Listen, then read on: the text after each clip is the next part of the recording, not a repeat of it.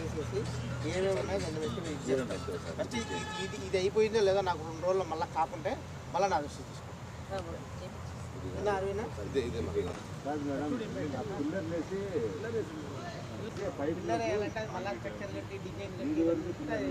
Programme ఉంది మా రోజు ఎంత నీట్గా చేసేసి మొత్తము ఫస్ట్ డోజర్ పెట్టేసి క్లీన్ చేసేసి ఆ మిషన్ కటింగ్ వచ్చి కటింగ్ చేసేసి నీట్గా మాకు డిసెంబర్ 21 జగన్ సార్ బర్త్డే రోజు కల్లా క్లీన్గా చేసేసి నెక్స్ట్ సండే కల్లా మినిమం మనం ప్యాచ్ వర్క్ పైన తీసుకో విజువల్ బాబు సన్న మనిషి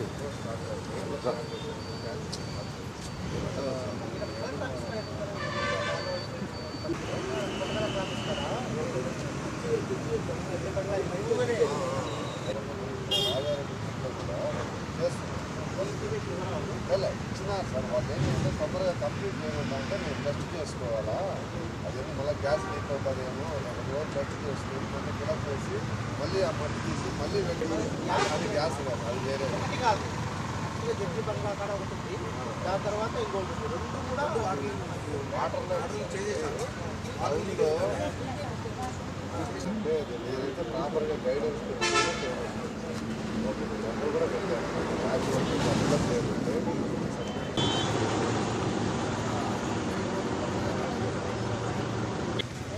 ఏమ్మా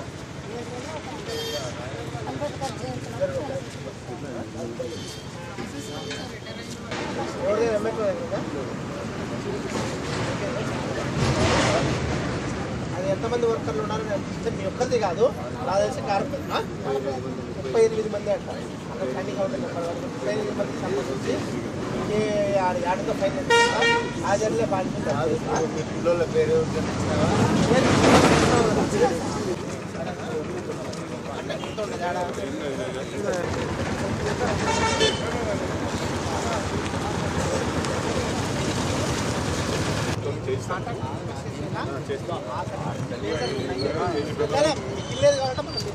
పెట్రోల్ బంక్ దగ్గర సేమ్ ఇదే మాదిరి సిచ్యువేషన్.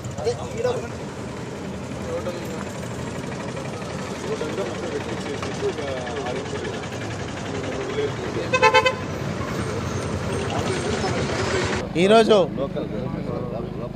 మార్నింగ్ విజిట్లో భాగంగా కడప నగరపాలక సంస్థలోని రాజంపేట బైపాస్ రోడ్లో ఉన్నటువంటి రాజశేఖర రెడ్డి విగ్రహం దగ్గర రావడం జరిగింది.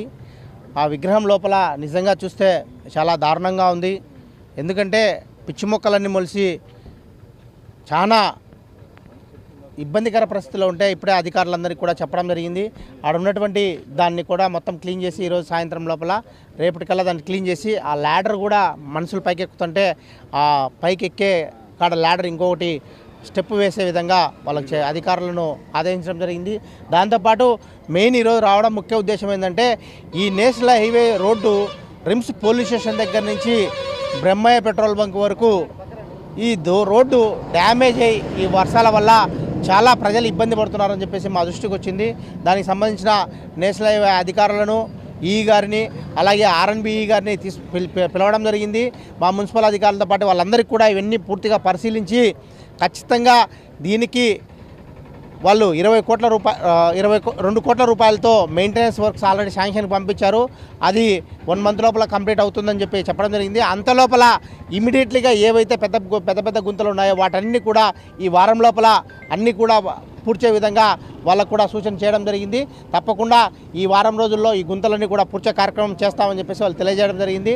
తప్పకుండా ప్రజలకు ఏ సమస్యలున్నా మా దృష్టికి తీసుకొస్తే దాన్ని ఖచ్చితంగా విజిట్ చేసి మనం ఉన్న పరిధిలో వాటన్నింటినీ కూడా పూర్తి చేసే కార్యక్రమాన్ని చేస్తామని చెప్పి తెలియజేస్తున్నాం.